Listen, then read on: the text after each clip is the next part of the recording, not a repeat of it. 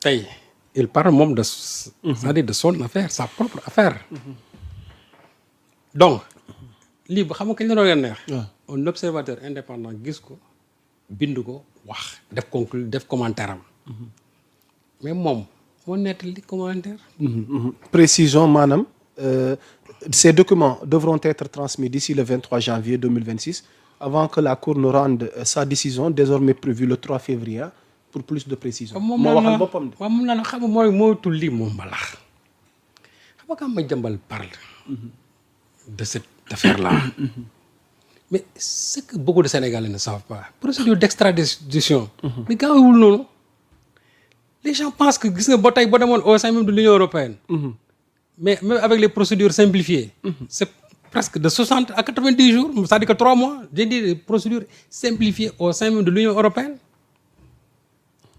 xanaa xamoo ne cette histoire de Madiambal là ça peut aller dans 2, 3, 4 ans xam nga loolu mën na dem 2, 3 ba 4 ans mën na dem foofu laa la pour dire moo tax Sénégalais aussi ñenn ñi bu tomber dans leur piège en disant que oui français yi ils font du dilatoire d'accord mais xam nga juge yi en la matière ils veulent s'entourer de toutes les garanties Madiambal il crie victoire nee na délibéré non on n'a pas vidé le délibéré bi ñëwagul de c'est un sursis à statut oui. te il crie victoire sëñ Sall. waaw mais te nee na rafet nañu. non xam nga bala ngay comme neex na ni li ci topp dafa nar a gën a neex xam nga kii crie victoire. waaw mooy ki nga xam ne in fine. waaw nee nañ la kenn dootu la extradé. kooku moom xool bu baax.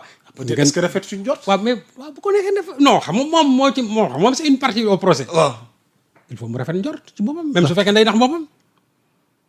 même su fekkee day nax boppam. c'est-à-dire que il ne faut pas que mu gëmloo nit ñi mais affaire bi xam nga kañ la ko déclenché. mais c'était le 28 octobre hein. Ça n'a pas encore fait un mois affaire bi defagul un mois de na ma Sénégalais yu bëri déglu affaire bi mën na dem 2, 3 ans xool mën na dem 2, 3 ans 4 ans je vais te donner des exemples dans l'histoire allez-y. gis nga pendant la guerre de la Yougoslavie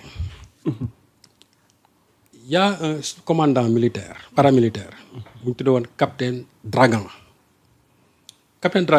dañ ko accusé woon de meurtre crime contre l'humanité et de torture pendant cette guerre-là ba mu fa jógee dafa daw dem Australie fa la toog 2006 ñu lancé benn procédure d'extradition la Croatie lancé benn procédure d'extradition ñu jàpp ko xam nga kañ lañ ko indi Croatie 2015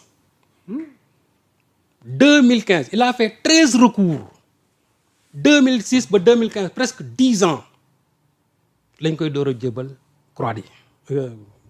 la Croatie Australie Croatie 10 ans j'ai dit capitaine Dragan mu dem ñu jàpp ko jugé ko 2017 door ko 15 ans mais comme que y a une partie de la peine bu mu purgé woon déjà bi mu nekkee en Australie donc dañ ko ci défalqué pratiquement 3 ans la tëdd foofu en 2020 ñu libéré ko pare expulsé ko mu dem Serbie un trafiquant de drogue du nom de José González Valencia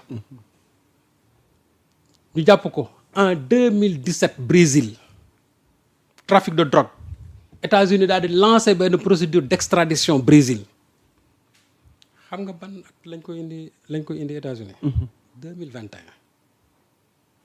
la procédure a duré 4 ans 4 ans laa wax pour ñu door ko indi Brésil États-Unis 4 ans procédure d'extradition Brésil États-Unis 4 ans Dragan basam def na presque 9 ans mais pourtant Dragan ci diggante bi bàyyi woon nañ ko ba pare ñu annulé waat ko jàppaat ko xam nga ko su ko neexoon mu créer victoire à l'époque mais fan la mujj dañ ko mujj yóbbu donc Madiambal xool vraiment qu'il garde son souffle gis nga mbir mi mën na yéex loolu sax xam nga bu ñu leen jox leen ñu ay documents et cetera état Sénégal dañ leen laaj rek nañ ko def mais procédure bi xool ak recours yi ci am ak lépp ak tout xool mën na dem j'ai dit fii ak 1 an 2 ans ba 3 ans mën na si dem ku xam procédure d'extradition ordinaire nu muy demee di nga xam loolu léegi nag day dalal xelam ba pare bon bu nga aussi xawam naqaral état Sénégal pour wan la ne jaru ko c'est pas la peine ok yow juge bi moo taxaw daal ne jox leen ay complément d'information. waaye dañ ko jox ay complément d'information. wante bu nga taxaw ne waaw maa ngi wax ne j'ai acquis non d'accord. c'est une première victoire mais xam nga lan mooy victoire dëgg. victoire finale bi. si tu as une première victoire une deuxième une troisième une quatrième. loolu lépp jarul wax xam nga lan moo am solo. la victoire finale. xam nga boo ne premier round dañ maa kaawte wala damaa kaawte. deuxième ma kaw. mais fekk na quatrième bi ñu dóor la mënatoo jóg. mooy dee nga. sëñ Sall dafa mel ni quatrième boobu. am na lu ngeen ci liggéey de. parce que sur le même dossier. ellipse bi. tuuti même une yor bi nga xamante ni ñëw na ci scandale financier au palais de justice de Mbour. 75 milliards. versés à Ellipse Project. pour seulement 11% de réalisation. sëñ Sall lii bu fekk ces situations mu gën a doy waar de. tuuti même loolu noonu. te loolu scandale bi sëñ Sall lii xanaa yëguñu ko. c'est la ministre de la justice non xam nga Ellipse boobu. parce que ay jamono newoon nga ma ne ma dara gisaguñu dara. moom laa la wax. c'est plus profond que moom laa gis nga saa le mal est trop profond. et dans toutes ces histoires la Madiambal est directement lié. moo leen fi indi. oui. 75 milliards. te 11% rek daanaka sax. mais foofu rek lañ mais demal dans d'autres localités. c'est la même situation. c'est-à-dire que on a bouffé presque 420 milliards yoo xamante ne nii liggéeyuñu fi dara. loolu mooy wax bi Ellipse Project c'est-à-dire que loolu lañ fi def 420 milliards yoo xam ne liggéeyuñu fi dara et Madiambal ça permet c'est-à-dire de soutirer à l'État du Sénégal bon via bien sûr Ellipse Project presque 21 milliards. je crois que moo tax dossier yi muy wax foofu moom il faut qu'il justifie ces 21 milliards là nañ ko yóbbu moom dina ko justifier wax ne 21 milliards yi ci nii la ko amee. nee na commission la. mais commission ci lan. facilitateur. mais facilitateur. facilitateur war nga am 21 milliards sur 400 kii. non il ne faut pas comprendre les Sénégalais pour de demeurer waay. xaalisu dëkk bi kenn du ko lekkee noonu. am na loo xam ne tey man jàpp naa ne Madiambal. mooy li ma rek. Madiambal il est vraiment dans la déchéance présentement nii. et loolu yaa Moussa ça me permet. allez-y. De glisser vraiment sur l'information Sonko dafa daw.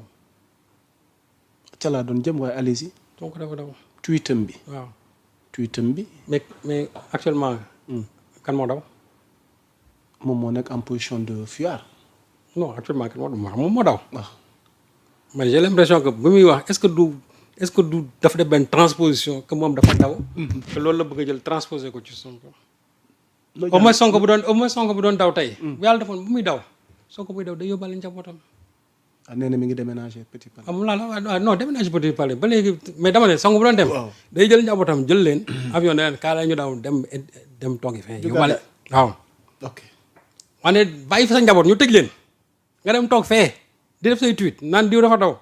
fekk ne yow ma koy wax yow fàtte nga ne sax yow da ngaa daw moom ma koy wax moom fàtte na ne moom actuellement nii dafa daw wala dafa wuti doole li ngeen jàmbar daw dafa wuti doole. nee na dafa wuti parce que dans un premier temps dafa wax ne c'était pour renforcer sa défense. loolu la waxoon. waaw léegi tey ci lu mujj ci ay gagné naa ay première victoire ak deuxième victoire. Madiambal war na rus loolu. ok tey Madiambal lépp lu mu mun a wax. te neewul ñibbisi naa Sénégal ci sama njaboot defu fi dara moom dafa nar a tey la njabootam nii comme ça nii di leen seetaan nii du ñëw ba pare dem tëdd fële mais am na loo xam ne sa yaram moom Patrice Lumumba bañ koy jàpp